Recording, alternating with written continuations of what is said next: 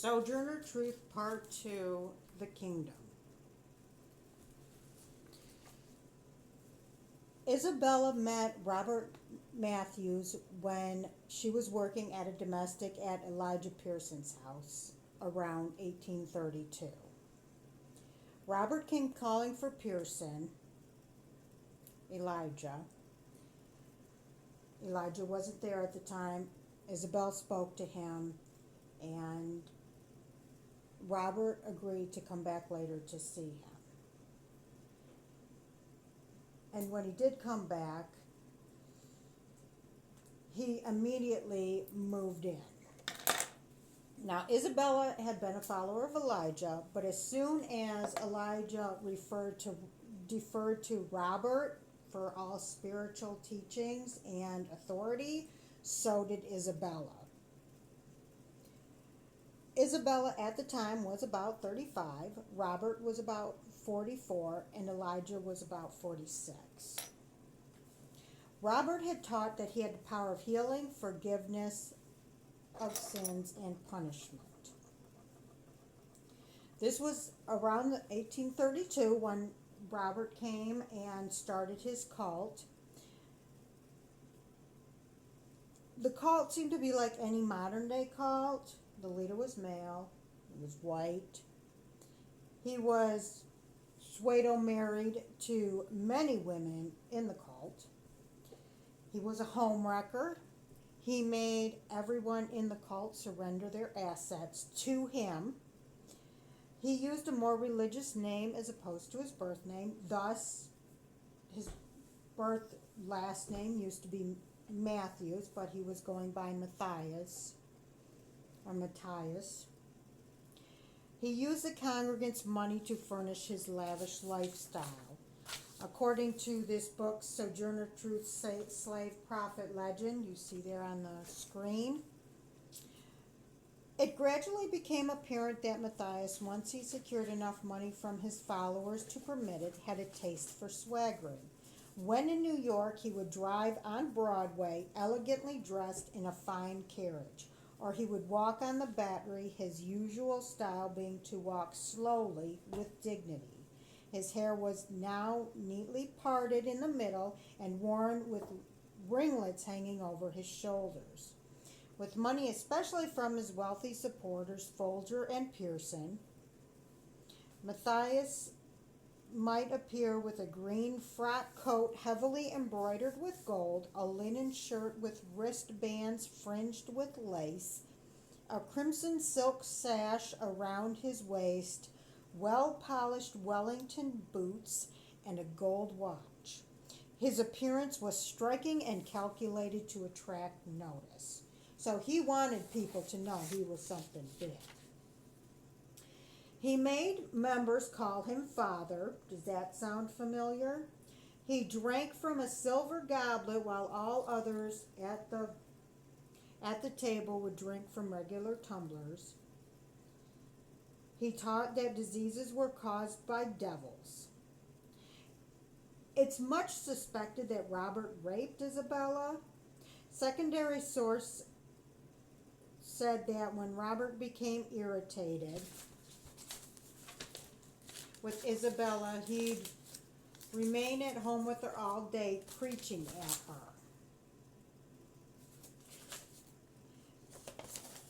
That sounds like a predator, as in all cults.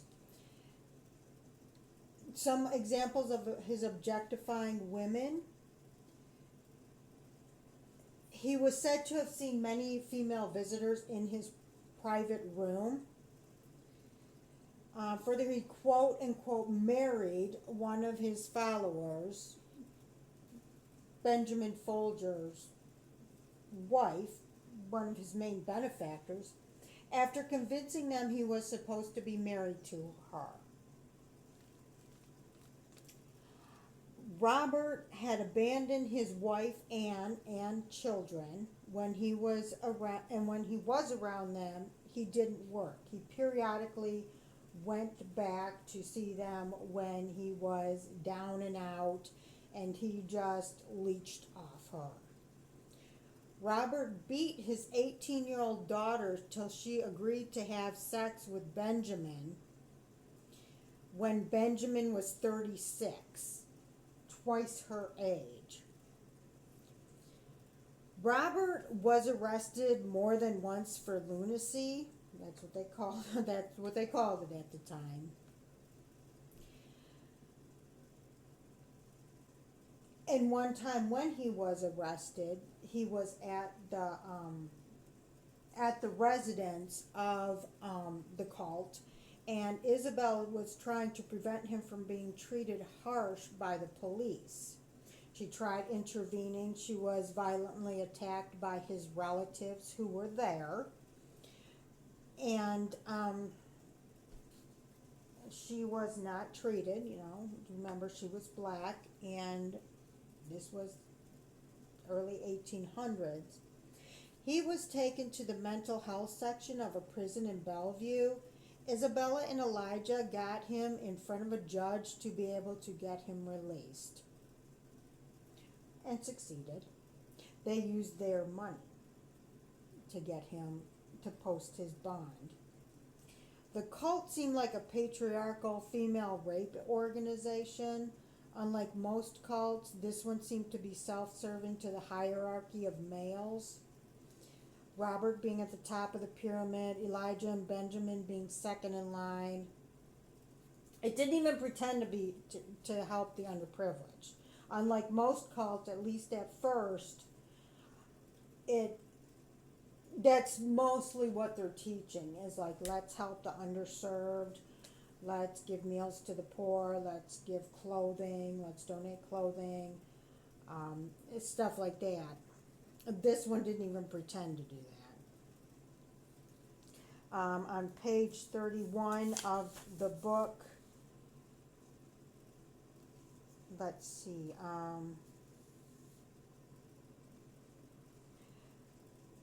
Isabella had children, and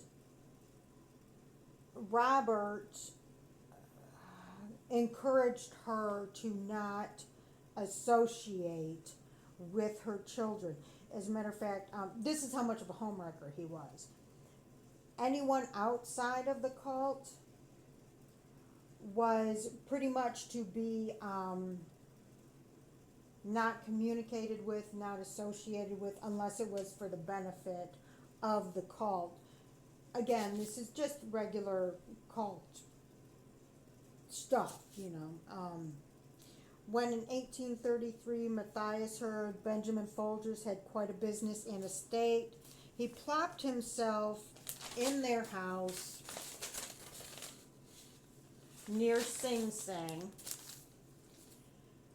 The prison had already been constructed there. It was opened in 1826. It was the prison, side note, was originally named Mount Pleasant. He proceeded to set up his cult on their property. And they kind of traveled back and forth. From what I understand, according to the map, there wasn't much of a distance between Elijah's house and Benjamin's house, and they would often traverse between the two. Their estate consisted of a hardware business, summer house, and a farm 30 miles up the Hudson River. Elijah and Benjamin were both well off. They put a considerable amount of assets into the kingdom. Robert expected all members to hold their assets in the religious community. Eventually, there was 15 to 20 members occupying the homes of Elijah and Benjamin.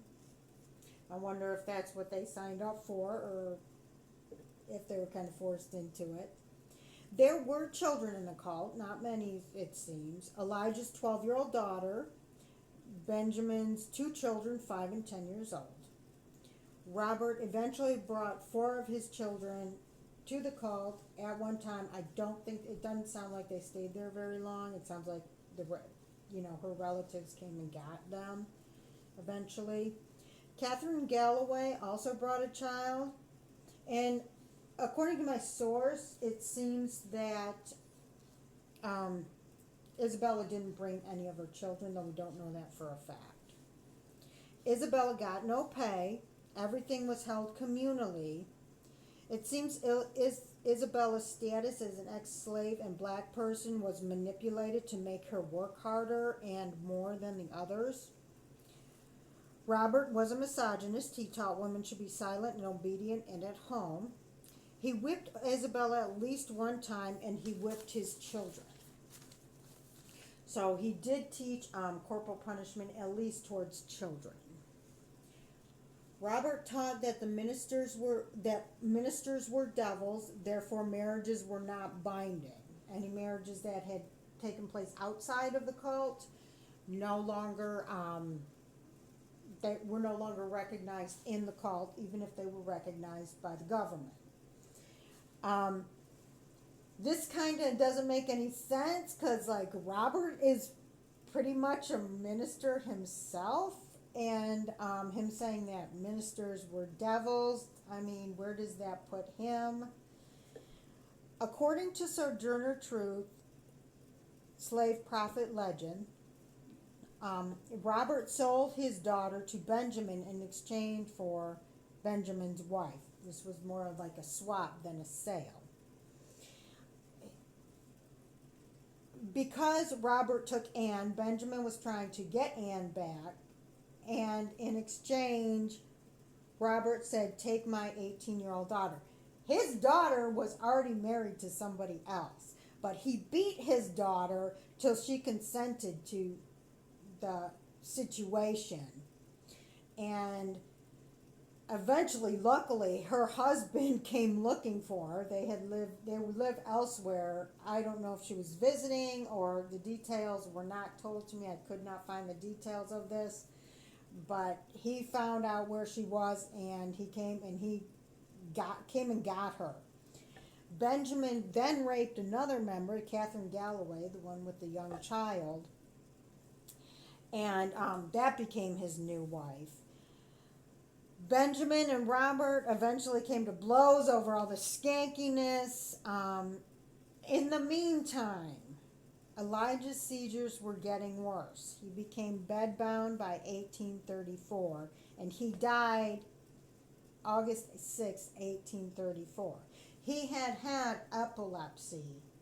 epileptic seizures, before even meeting Robert, right?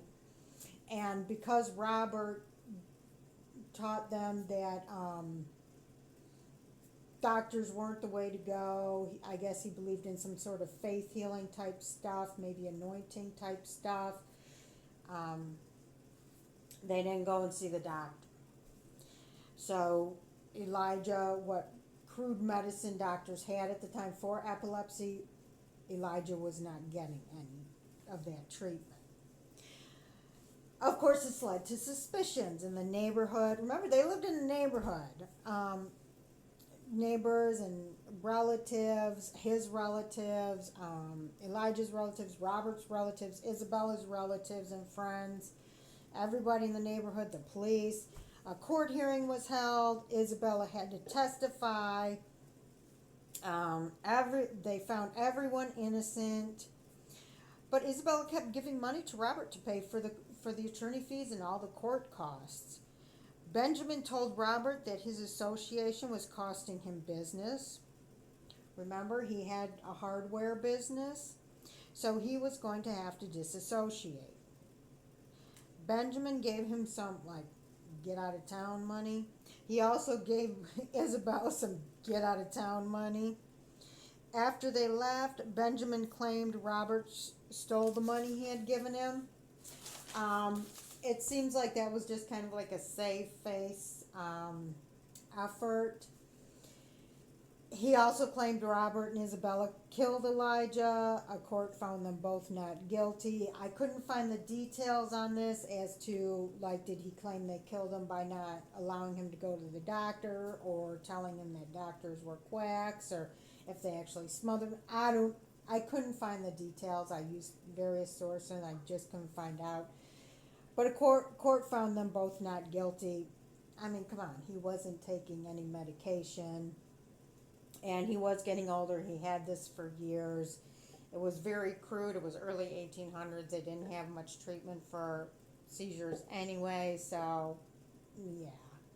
Again, I think this was just a last ditch effort to save face, you know, for Benjamin to save face for himself. Isabella countersued Benjamin for slander. She won $125. And they went through, they ended up going their separate ways. It was originally thought, Isabella and Robert, well, Isabella was planning to go with Robert, or so she said, but when time came, Robert went one way and Isabella went the next, and that was it for her um, association with this cult. It did forever leave a stain on her. There were people that still, till she died, suspected that she may have had something to do with Elijah's death. Also wondering how much she was in charge of this cult, which it sounds like, as in most cults are patriarchal. I doubt she had any say in what went on there. I think she was trapped because of her race, especially at the time, her poverty, her lack of education. She was completely illiterate, so I mean, she was trapped. But that's it for the cult, and tune in next week for part 3.